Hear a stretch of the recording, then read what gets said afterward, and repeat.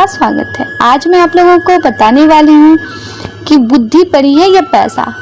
आचार्य चाणक्य की नीतियाँ और विचार भले ही आपको थोड़े कठोर लगे, लेकिन ये कठोरता ही जीवन की सच्चाई है। हम लोग भागदौड़ भरी जिंदगी में इन विचारों को भले ही नजरअंदाज कर ले, लेकिन ये वचन जीवन की हर कसौटी पर आपकी मदद करेंगे। आचार्य चाणक्य के इन्हीं विचारों में से आज हम एक और विचार का विश्लेषण करेंगे। आज का ये विचार बुद्धि और पैसे पर आधारित है। दोस्तों, अगर आप लोगों को ये वीडियो अच्छी लगे तो वीडियो को एक लाइक जरूर कर ले, क्योंकि आपका एक लाइक हमारे अगले वीडियो को और भी बेहतर बना सकता है।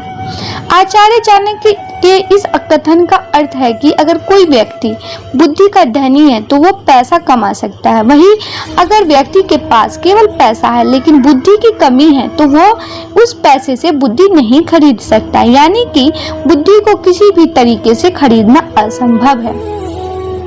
दोस्तों, उदाहरण के तौर पर अगर किसी व्यक्ति के पास बहुत पैसा है, लेकिन पैसा का सही इस्तेमाल कैसे करना है, कैसे इस पैसे में और इजाफा करना है, ये पैसे के बल पर व्यक्ति नहीं सोच सकता। ये सब चीजों वो तभी सोच सकता है जब उसके पास बुद्धि हो। तेज दिमाग होने पर ही वो इस पैसे का सही इस्तेमाल करने का तरीका ढूंढ सकता है। उसे इस बात की समझ होगी कि पैसा कहाँ पर लगाएं, जिससे कि वो डूबे नहीं। इसके साथ ही वो बचत के तरीके भी सोच लेगा। ऐसा इसलिए क्योंकि उसके पास बुद्धि है। इसके विपरीत अगर किसी व्यक्ति के पास सिर्फ पैसा है और बुद्धि नहीं है तो वो लाख कोशिश के बाद भी सही फैसला नहीं ले पाएगा।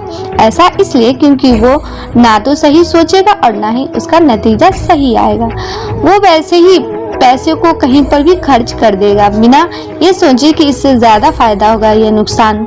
इसी वजह से आचार्य चाणक्य ने कहा है कि बुद्धि से पैसा कमाया जा सकता है, न कि पैसे से बुद्धि हासिल की जा सकती है। तो चलिए दोस्तों, एक कथा सुनाते हैं जिसके बल पर आप समझ पाएंगे कि बुद्धि बड़ी है या पैसा।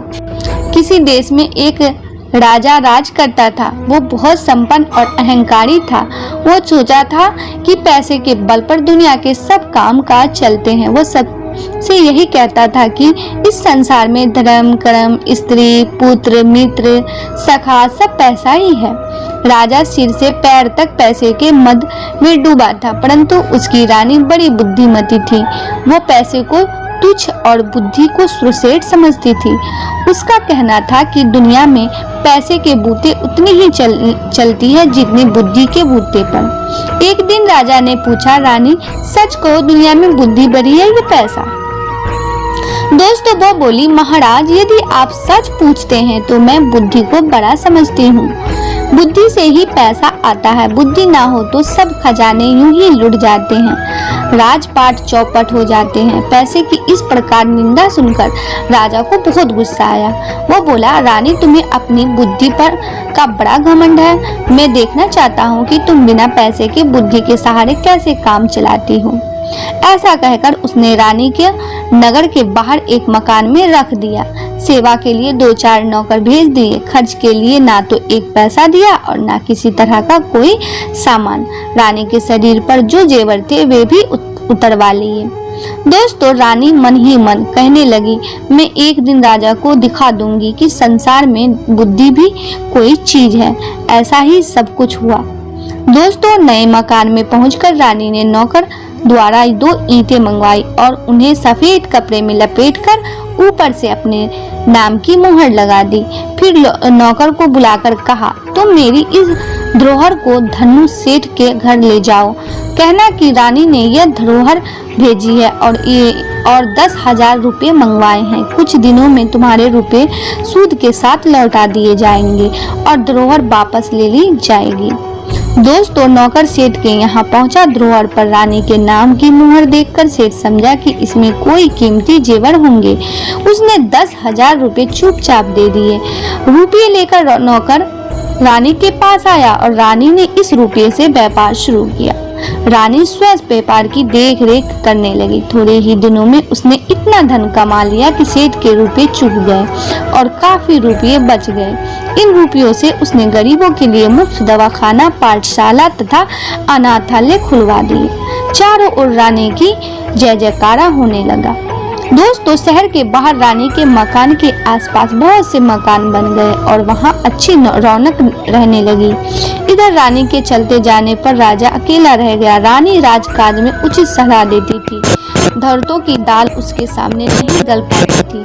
अब उसके चले जाने पर दुर्तों के बीच बन गई। दुर्त लोग आकर राजा के लूटने लगे। राजा अपना मन बहलाने के लिए राजकाज मंत्रों को सौंप कर देशाटन के लिए निकल पड़ा। जाते समय नगर के बाहर ही उसे कुछ ठग मिले। उनमें से एक काना आदमी राजा के पास आकर बोला, महाराज मैंने अपनी एक आंख आपके यहाँ 2000 में गिरवी रखी थी। वादे के अनुसार अब आप अपने रुपये लेकर मेरी आंखें मुझे वापस कीजिए। राजा बोला, भाई मेरे पास किसी की आंख नहीं है, तुम मंत्री के पास जाकर पूछो। ठग बोला, महाराज मैं मंत्री को क्या जानूं, मैंने तो आपके पास आंख की गिरवी रखी थी, आप ही मेरी आंखें दे। यदि आप मेरी आंख न देंगे तो आपकी बड़ी बदनामी होगी। राजा बड़े परेशान हुआ। बदनामी से बचने के लिए उसने जैसे तैसे 4000 रुपये देकर उसे विदा किया। तो कुछ दूर आगे चला था कि एक बूढ़ा आदमी उसके सामने आकर खड़ा हो गया।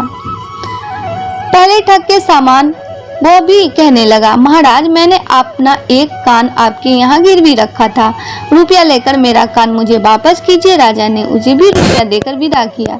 इस पर रास्ते में कई ठग आए और राजा से रुपया ऐंठ कर चले गए। राजा जो कुछ रुपया पैसा साथ लाए थे वो ठगों ने लूट लिया। वे खाली हाथ राजकुमारी चौबेले के देश में पहुंचे। राजकुमारी चौबेला सिंह से देश की राजकन्या थी। उसका प्राण था कि जो आदमी उसे शतरंज में हरा देगा वो उसी के साथ विवाह करेगी। राजकुमारी बहुत सुंदर थी। दूर दूर के लोग उसके साथ शतरंज खेलने आते थे और हाहाकार जेल की हवा खाते थे। सैकड़ों राजकुमार जेल में पड़े थे। मुसीबत के मारे राजा साहब भी उसी देश में आ पहुंचे। जब चौबाला की सुंदरता की खबर उनके कानों में पड़ी तो उनकी भी इच्छा उसके साथ विवाह करने की हुई। राजकुमारी ने महल से कुछ दूरी पर एक बंगला बनवा दिया था। विवाह की इच्छा से आने वाले लोग इसी बंगले में ठहरते। राजा भी उस बंगले में जा पहुंचे। पहरेदार ने तुरंत राजकुमारी को खबर दी। थोड़ी देर बाद एक तोता उड़कर आया और राजा की बाह पर बैठ गया। उसके गले में एक चिट्ठी बंधी थी जिसमें विवाह की शर्तें लिखी थी। अंत में यह भी लिखा था कि यदि तुम शतरंज में हार गए तो तुम्हें जेल की हवा खानी पड़ेगी। दोस्तों थोड़ी ही देर बाद राजा को राजकुमारी के महल में बुलाया गया। खेल शुरू हुआ और राजा हार गया। शर्त के अनुसार वो खेल भेज दिया गया। राज्य की हालात बिगड़ने और राजा के नगर छोड़कर चले जाने का समाचार जब रानी को मालूम हुआ तो उसे बहुत दुख हुआ। वो राजा का पता लगाने निकली। कुछ ही देर दूर चली थी कि वही पुराने ठग फिर आ गए। सबसे पहले वही काना आया और कहने लगा, रानी साहिबा आपके पास मेरी आंखें 2000 में गिरवी रखी थी, आप अपने रुपये लेकर मेरी आंखें वापस कर दीजिए। दोस्तों रानी बोली, बहुत ठीक, मेरे पास बहुत से लोगों की आंखें गिरवी रखी है, उन्हीं में तुम्हारी भी होगी। एक काम करो, तुम अपनी दूसरी आंख निकाल कर मुझे दो, उसके तौल की जो आंखें होंगी मैं तुम्हें वो आंखें वापस कर दूंगी। रानी का जवाब सुनकर ठग बहुत घबराया। वो हाथ पैर जोड़कर माफी मांगने लगा। अंत में ठग ने विनती करके 4000 रुपये देकर अपनी जान बचाए। यही हाल काने का भी यानी कान वाले ठग का भी हुआ। जब उसने देखा कि रानी का नौकर दूसरा कान काटने की वाला है तो उसने भी 4000 रुपये देकर रानी से अपना पिंड छुड़ाया। दोस्तों ठगों से निपटारा रानी को आगे और पता लगाते लगाते राजकुमारी चौबाले के देश में जा पहुंची। राजा के जेल जाने का समाचार सुनकर उसे दुख हुआ। अब वो राजा के जेल से छुड़ाने का प्रयत्न करने लगी। उसने पता लगाया कि राजकुमारी चौबाला किस प्रकार का शतरंज खेलती है। सारा भेद समझकर उसने पुरुष का भेष बनाया। रानी पुरुष भेष में राजकुमारी चौबाला के महल में पहुंची और शतरंज के खेल में राजकुमारी चौबाला रानी से हार गई। राजकुमारी के विवाह की तैयारियां होने लगी। रानी बोली, विवाह तो शर्त पूरी होते ही हो गया। रहा भावरे पड़ने का दस्तूर तो वह घर चलकर कर लिया जाएगा, वही पर धूमधाम के साथ शादी हो जाएगी। राजकुमारी का विवाह निश्चित होते ही सारे कैदी छोड़ दिए गए। दूसरे दिन सवेरे रानी राजकुमारी चौबाला को विदा कराकर हाथी घोड़े दास दासी और बहुत सारे धन के साथ अपने नगर को चली। दूसरे दिन में वो अपने नगर में आ पहुंचे और नगर के बाहर अपने मकान में ठहर गई। राजा जब लौटकर अपने नगर में आए तो देखते क्या है कि रानी के मकान के पास औषधालय, पाठशाला, अनाथालय आदि कई इमारतें बनी हैं। देखकर राजा अचंभे हो गए और सोचने लगा कि रानी को मैंने एक पैसा तो दिया नहीं था, उसने ये लाखों की कीमती इमारतें कैसे बनवा ली। राजा को रानी की बुद्धिमती पर विश्वास हो गया। राजा ने लज्जित होकर सिर नीचा कर लिया। फिर कुछ देर सोचकर रानी से कहने लगा, रानी, अभी तक मैं बड़ी भूल में था। तुमने मेरी आंखें खोल दी। अभी तक मैं पैसों को ही सब कुछ समझता था, पर आज मेरी समझ में आया कि बुद्धि के आगे पैसा कोई चीज नहीं है। शुभ मुहूर्त में राजकुमारी चौबाला का विवाह राजा के साथ धूमधाम से हो गया। दोनों रानियां ही कर आनंद पूर्वक रहने लगी। आज के लिए बस इतना ही।